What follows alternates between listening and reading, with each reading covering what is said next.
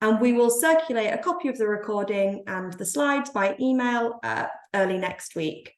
And Chanel, my colleague, is going to add a copy of the slides in the chat for you now, so that if you need to, you can download these and zoom in and out as we progress through the session. I'm not expecting any fire alarms where I am, but please do keep an ear out for these wherever you are. And just remember that this is a safe space. We're going to respect one another today. Please add any comments or reflections you might have in the chat. Always happy to hear those, but please do try to use the Q&A function to ask any questions, and we will leave plenty of time after the Timewise presentation for those questions. Whilst we do encourage you to submit questions using the Q&A function, if you do need to ask your question verbally, you can raise your virtual hand in the session by using the reactions button in the toolbar, and Chanel will be able to unmute you. But please do wait until the designated Q&A time to do this. Next slide.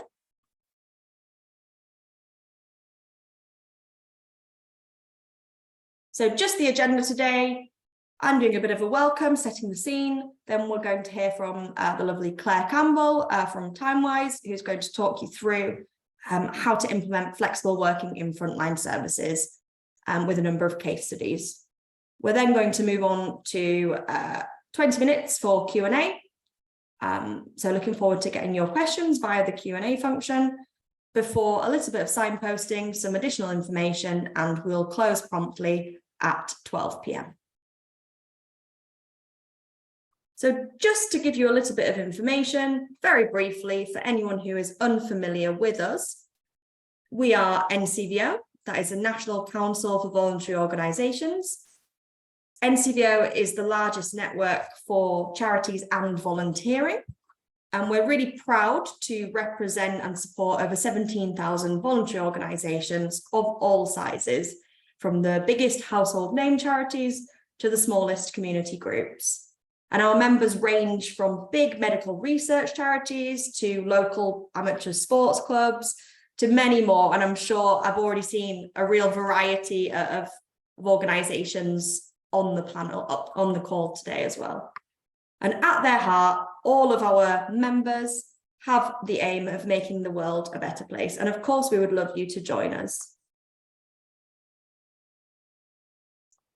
So just briefly, before I hand over, by becoming a member of NCBO, you can save time and money. And as a member, you get access to information and guidance, downloadable tools, templates, discounted training, and access to our trusted suppliers, including a number of trusted suppliers in HR, which might be relevant to people who've joined this call today.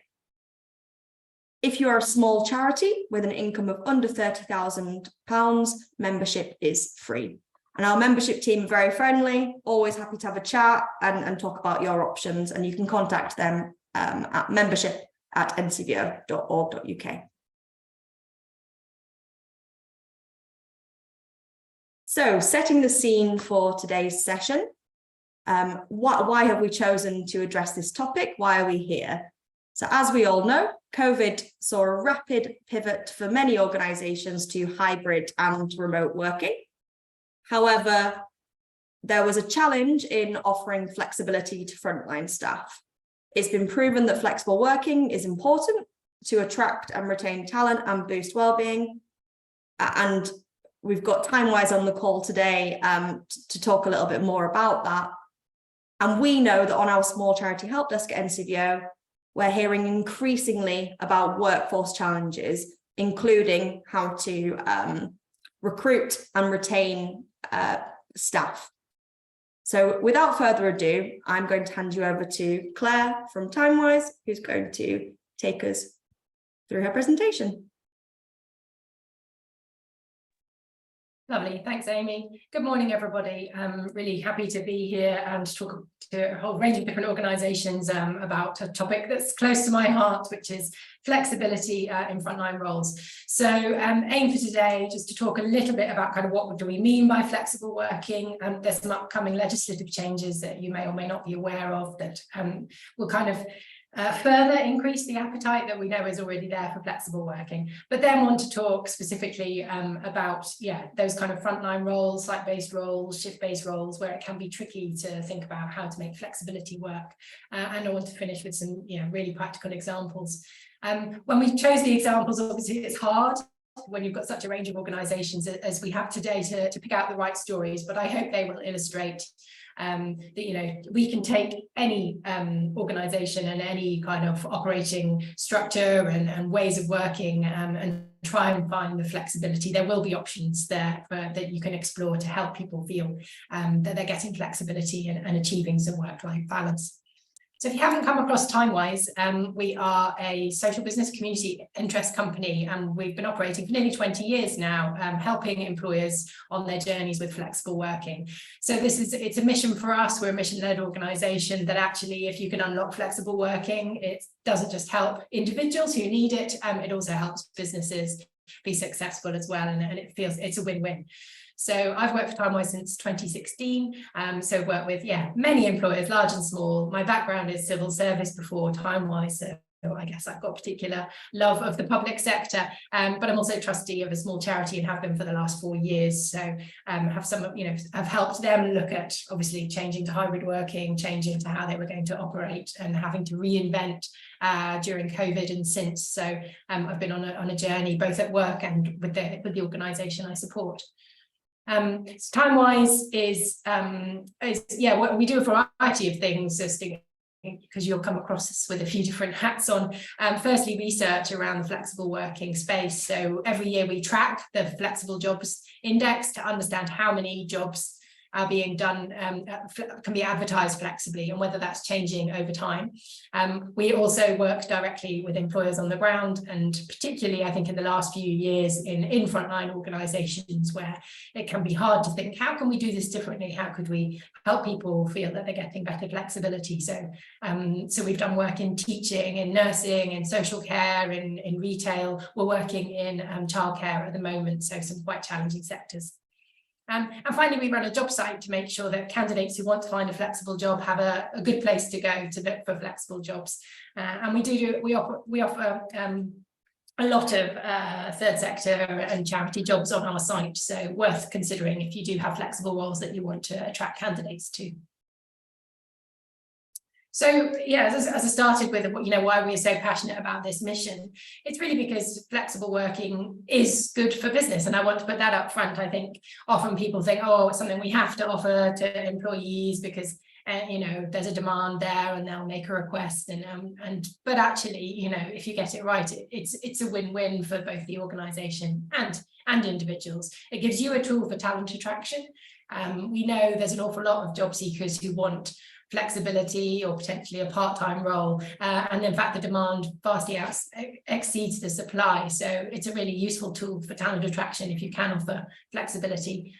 Similarly, we know it helps retention of staff and progression.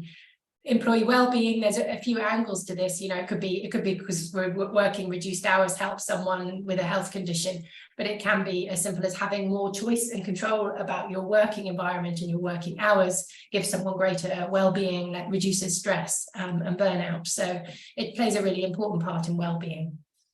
Gender pay gap's been a big reason a lot of employers have embraced flexible working the last few years. We know sadly still a lot of childcare responsibilities and caring responsibilities fall to women. So it's a real enabler for women to progress within the workplace if they can work with flexibility.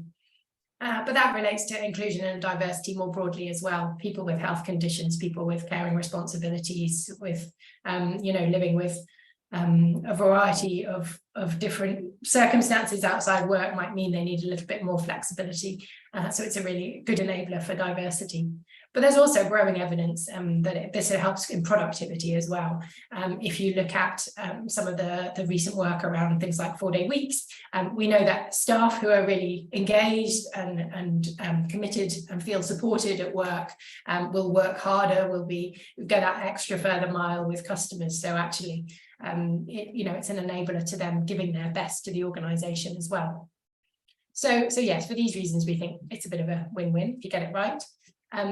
The demand has accelerated dramatically in the last few years, and particularly since COVID.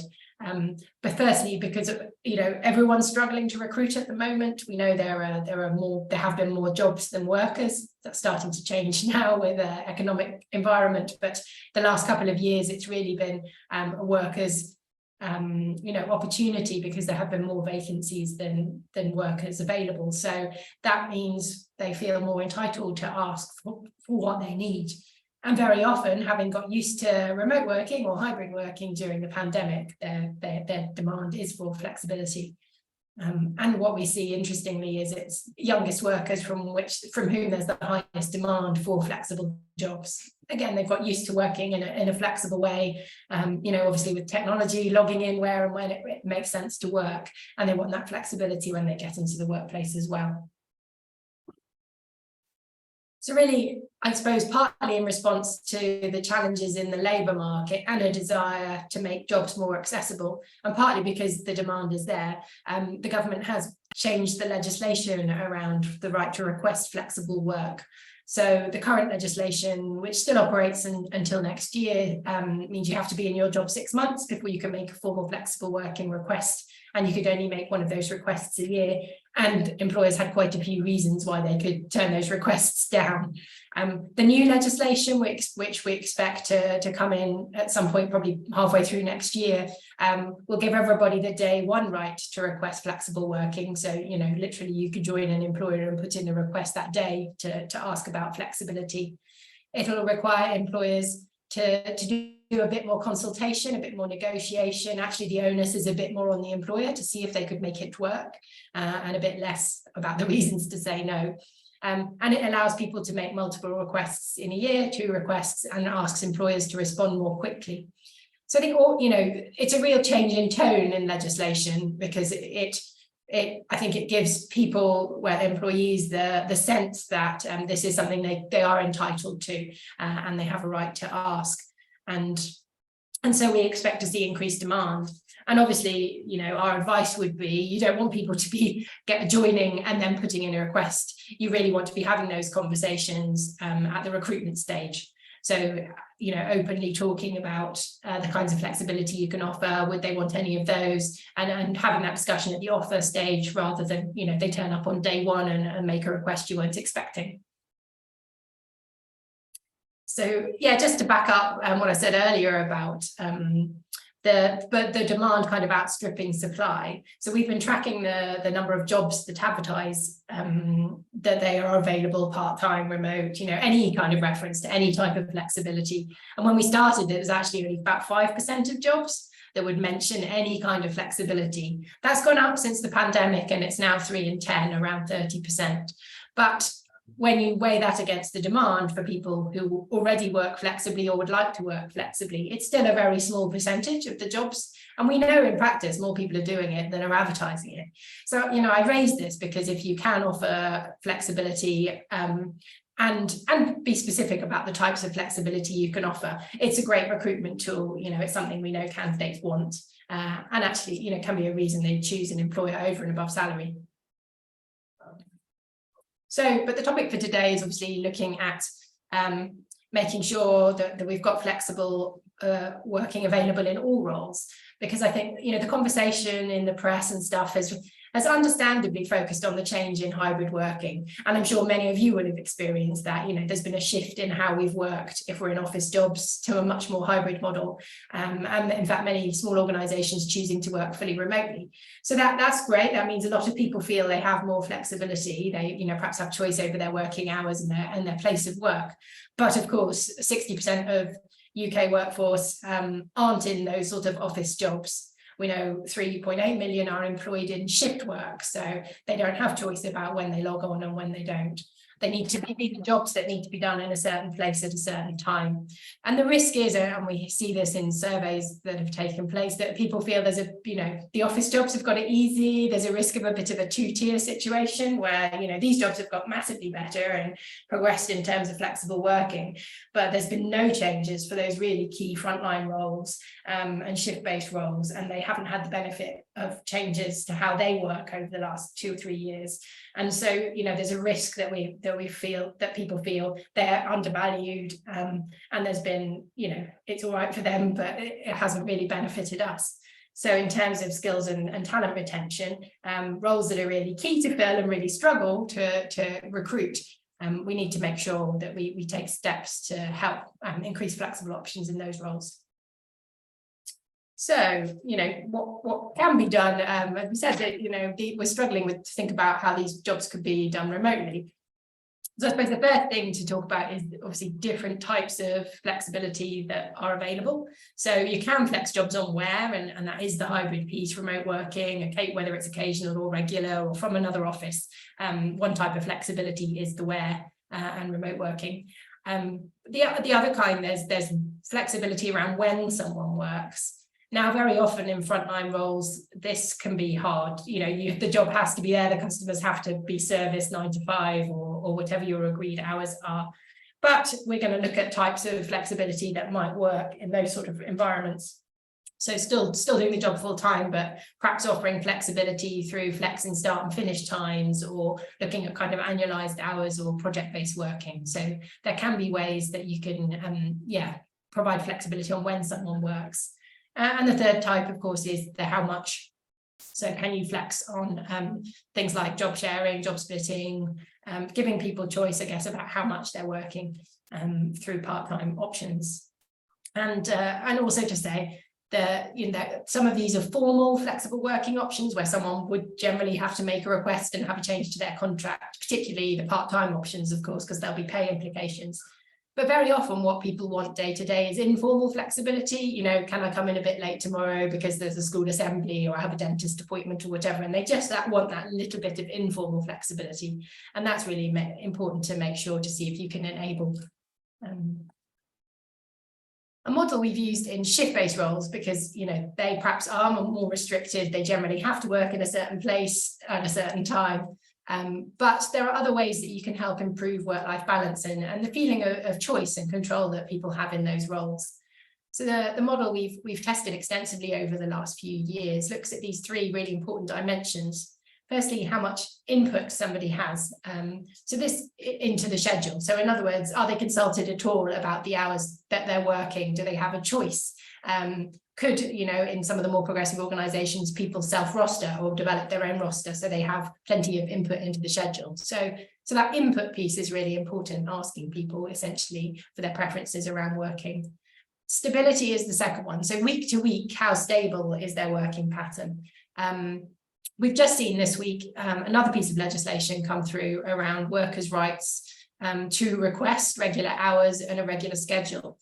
So again, I expect we will see more, more support and communication around that in the coming weeks as that legislation goes through and kind of comes into being. But yeah, so stability is another important dimension where, you know, anything you can do to help people feel their working pattern is a little bit predictable and a little bit stable, that again, just helps them plan life outside work.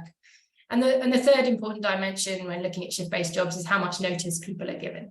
So, you know, we have come across organisations, particularly in the care and the retail sort of world, where notice can be really poor. People are, you know, getting only a day or two's notice as to the hours they're needed. And what we find is people really want probably a month's notice if they've got to plan childcare and other commitments. So anything you can do to improve the notice people get is important as well. So, but yeah, having said, you know, there are options, and there are in any role. I remain optimistic that we find flexibility in any role, but there are things that get in the way of it. Working practices, obviously, that can be a real thing. That, you know, there are operational constraints, absolutely, in any role, that things that have to be done at a certain time in a certain place.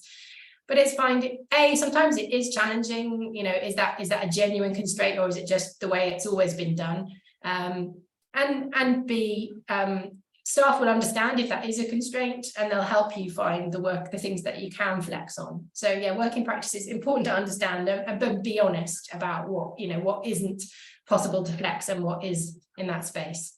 But the bigger barriers can be kind of culture and attitudes and behaviours, and whether managers feel confident that they could make it work in their team. We do all too often come across managers being scared to say yes to a flex work request, because, you know, the floodgates will open and we won't be able to operate our team. If we say yes to one, then they're all going to want it. And that tends not to be true, because everybody wants different things, and many people don't want to change their hours because it affects their pay. So but yeah, there's this sense with managers sometimes that they're nervous to say yes to one request in case it opens the floodgates to lots of others.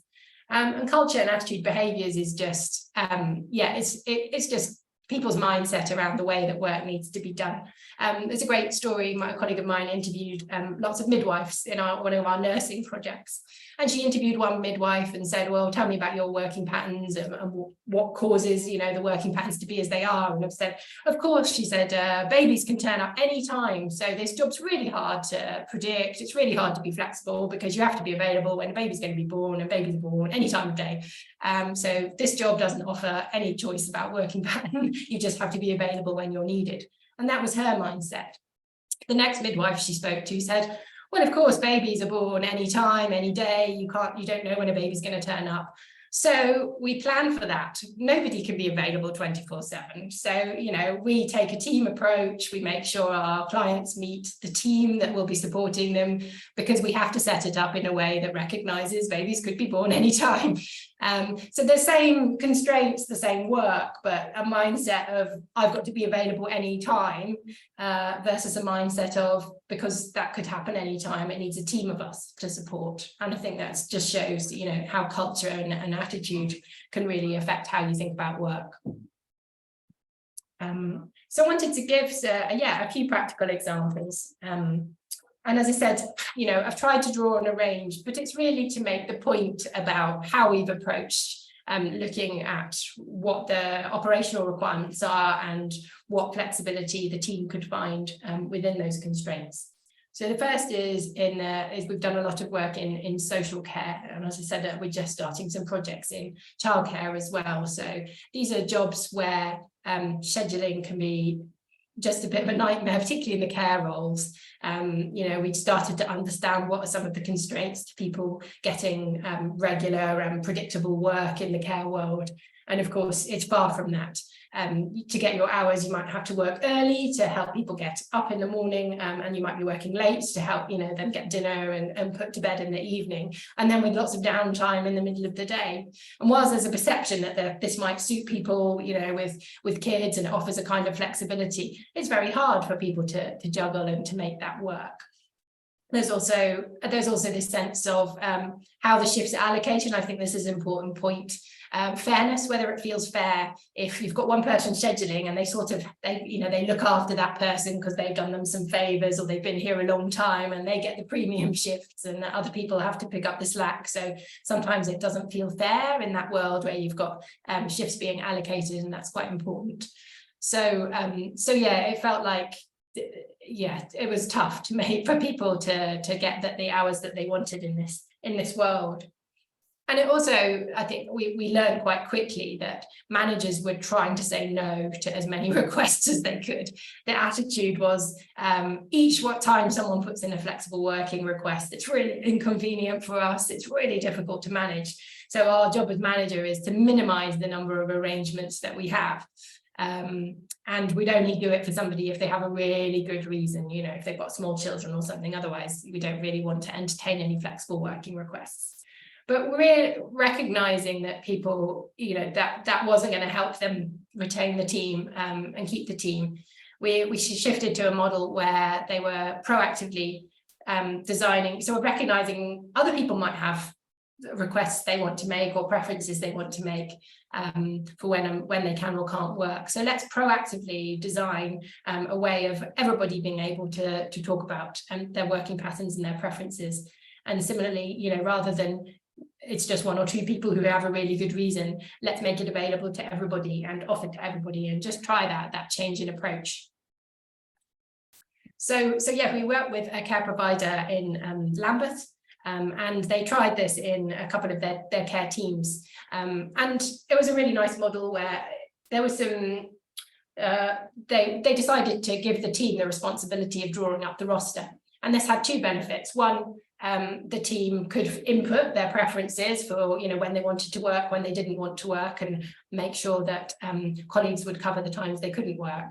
but also they knew the clients really the best out and what care they needed and when they wanted to be seen, and the geography of their patch as well.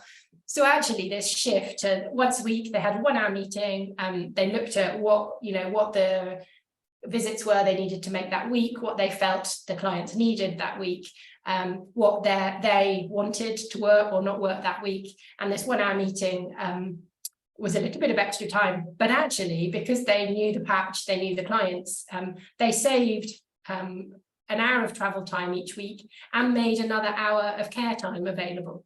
So just, giving that team responsibility improved their lot, and they felt they were getting better work and they had better understanding of each other's arrangements and so on. But actually it also improved things for the care users themselves, and the geography worked and the travel time reduced, and it just seemed to make a better roster. So that's, one example. Retail, another area we've done a lot of work in, and challenge. I think one of the challenges there is a lot of people will do retail jobs because they're great part-time jobs. You're local and it's part-time and you perhaps get a choice of hours. But what's hard is then when they want people to move up into management roles, because there's this sense that, oh yeah, great, you can get this part-time job on the shop floor, but if you move into a management role where you have to be there on Saturdays, you have to do long hours. So there's this sense of a sort of flexibility trap where, I'd love to perhaps earn more money and progress, but I can only work these hours, and there's just no way the management jobs could be done in a flexible way. So again, we've worked with a few retailers to challenge that. We worked with Pets at Home to design in job share store manager roles and 4-day week store manager roles. We're working with Wix at the moment again on 4-day week store manager roles. But we also did some team-based approaches.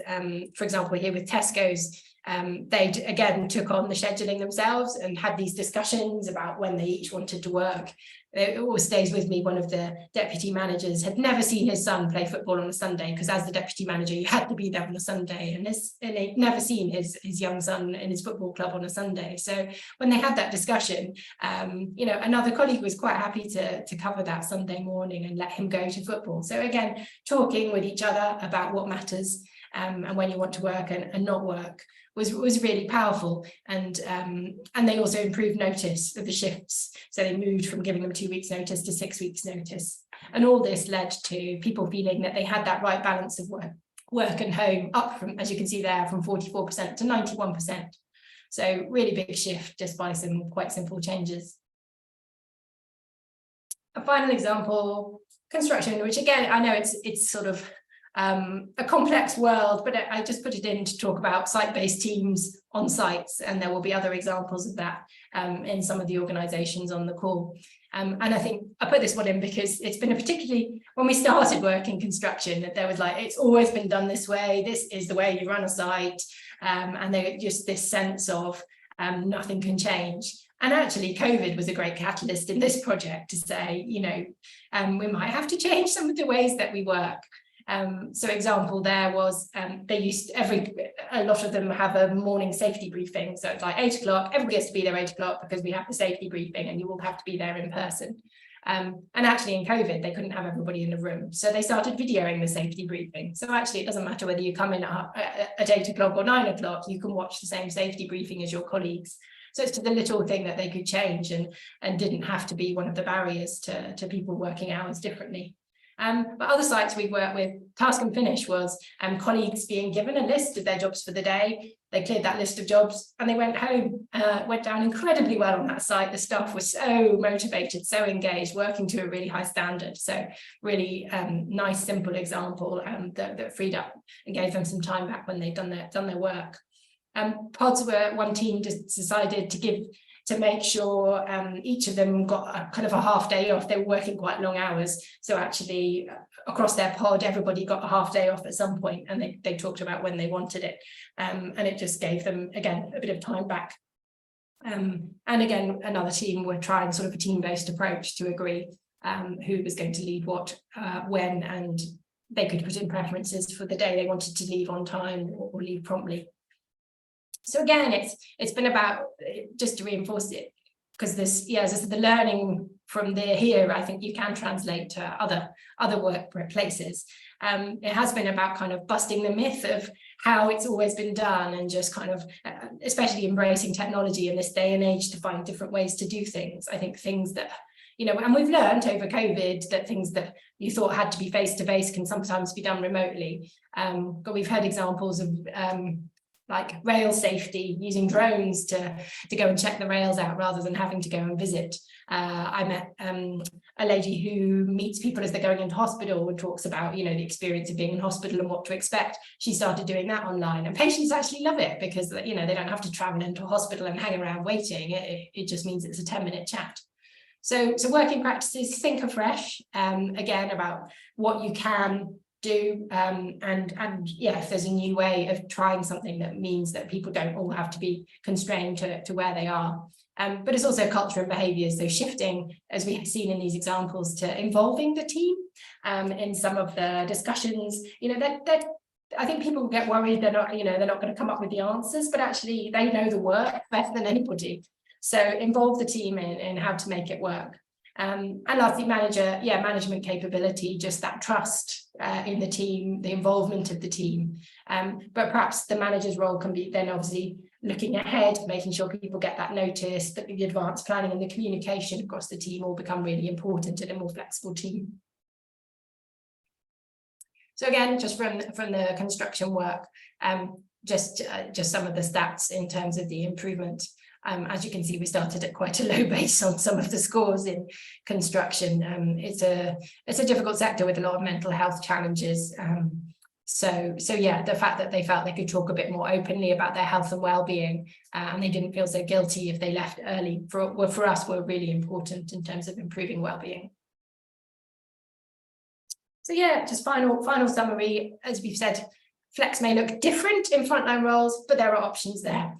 Self-rostering and team-based rostering, you know, I've given a couple of examples of team-based rostering. Self-rostering, it's growing in the NHS, people being able to choose, you know, use an app to choose the shifts, or put in when they want to work or when they don't want to work into a kind of app.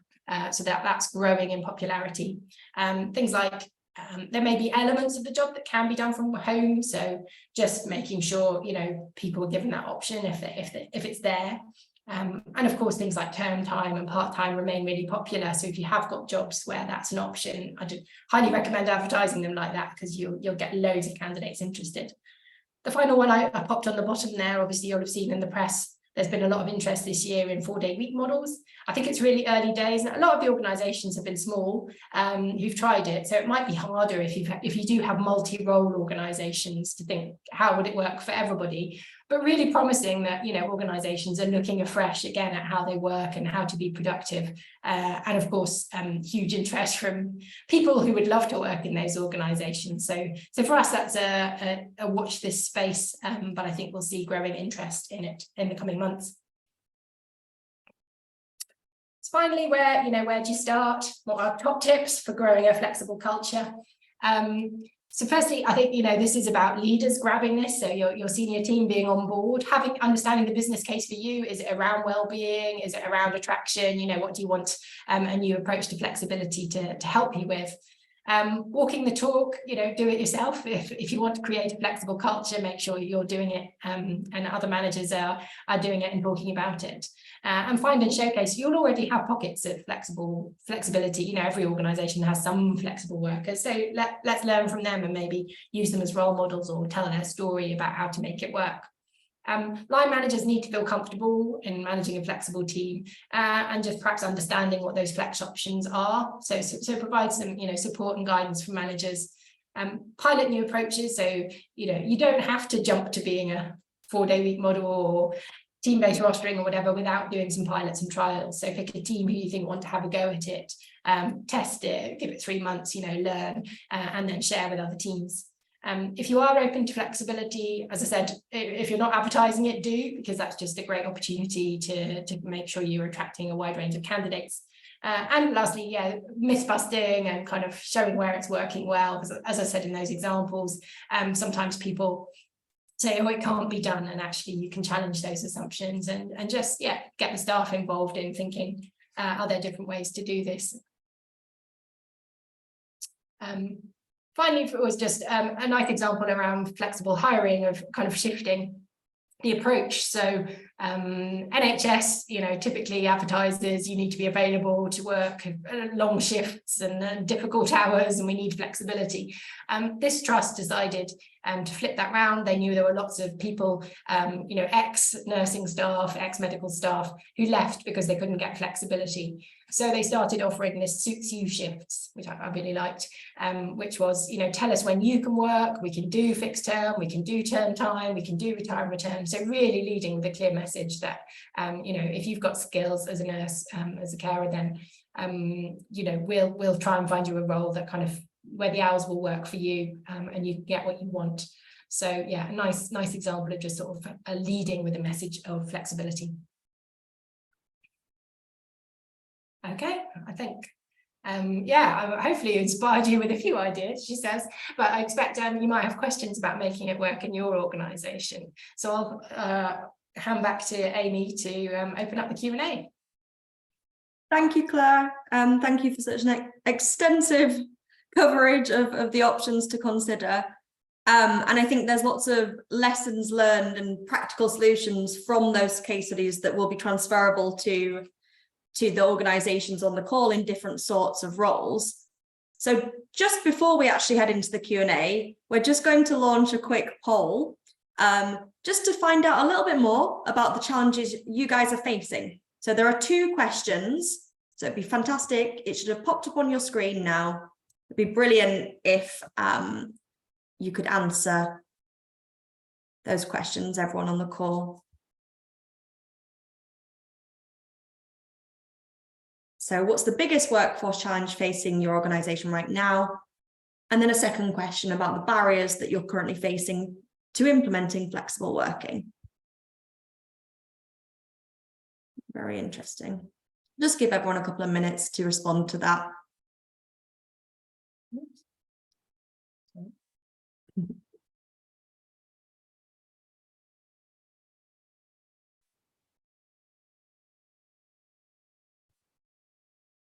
Okay. If you haven't answered, if you're able to just, yeah.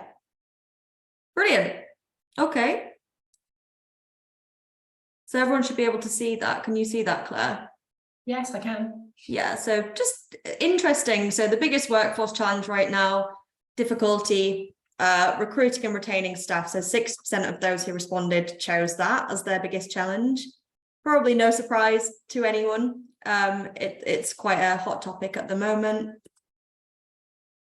And in terms of barriers to implementing flexible working, people are saying that the roles don't allow for flexibility. Well, I hope Claire's done a little bit of challenging that for you in her presentation, and we're not sure what flexibility would look like.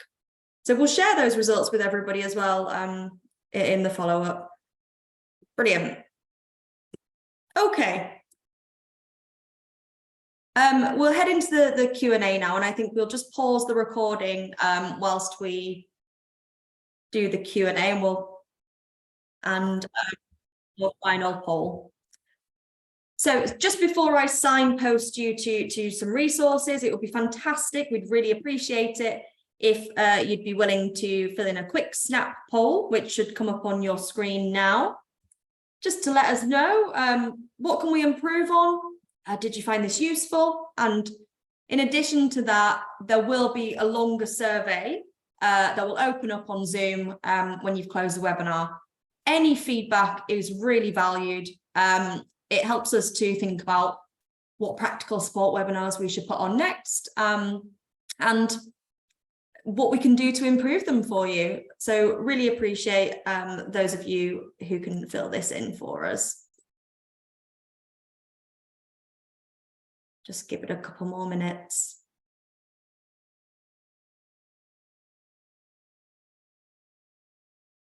And as I say, when you close the session, there will be a survey as well. Brilliant.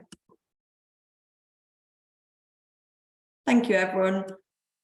Well, I'm glad to see that people have found it useful and have learned something. So that's really great to know. Just the next slide for me, please, Claire.